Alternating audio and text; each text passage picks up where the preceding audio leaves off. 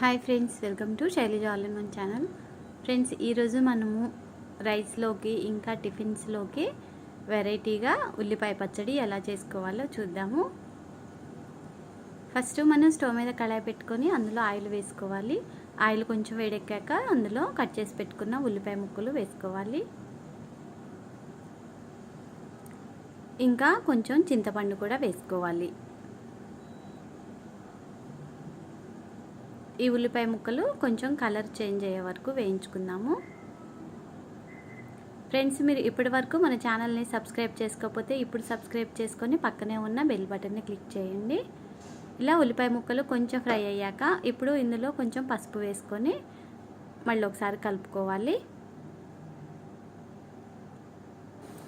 ఇవి మొత్తం ఫ్రై అయిపోయాక వీటిని మనం ఒక గిన్నెలోకి తీసుకోవాలి. ఆ తర్వాత అదే ప్యాన్లో ఇంకా కొంచెం ఆయిల్ వేసుకొని ఇందులో కొంచెం పచ్చిశనగపప్పు వేసుకోవాలి. ఇది కొంచెం ఫ్రై అయిపోయాక ఇందులో ఎండుమిరపకాయలు కూడా వేసుకొని వేయించుకుందాము. ఇవి రెండు కూడా కలర్ చేంజ్ అయ్యే వరకు వేయించుకోవాలి.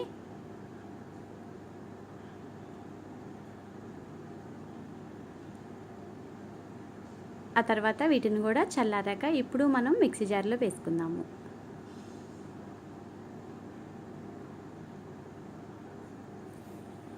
ఈ వేయించుకున్న పచ్చిశనగపప్పు ఇంకా ఎండుమిరపకాయలు, ఆ తర్వాత కొన్ని ఎల్లిపాయలు కూడా వేసుకోవాలండి. ఎల్లిపాయలు ఇంకా వేయించుకున్న ఉల్లిపాయ ముక్కలు, చింతపండు, ఆ తర్వాత టేస్ట్కి సరిపోను ఉప్పు కూడా వేసుకొని మిక్సీ పట్టుకోవాలి. మనకి రైస్లోకి అయితే ఇలా ఉంచుకుంటే సరిపోతుందండి, కొంచెం గట్టిగా. లేదు టిఫిన్స్లోకి కావాలి అనుకుంటే కొంచెం నీళ్లు పోసుకొని ఇంకా మెత్తగా పేస్ట్ లాగా చేసుకోవాలి. ఆ తర్వాత దీనిని పోపు వేసుకోవాలి. ఆయిల్లో తాలింపు గింజలు వేసుకొని ఇంకా ఫ్రై అయ్యాక ఎండుమిరపకాయలు కూడా వేసుకొని వేయించుకోవాలి. ఆ తర్వాత ఎల్లిపాయలు ఇంకా కరివేపాకు కూడా వేసుకొని వేయించుకొని ఇప్పుడు మనం మిక్సీ పట్టుకున్న పచ్చడిని ఇందులో వేసుకోవాలి. ఇది అన్నంలోకి టిఫిన్లోకి చాలా బాగుంటుందండి. అంతే ఫ్రెండ్స్, ఎంతో టేస్టీగా ఉండే ఉల్లిపాయ పచ్చడి రెడీ.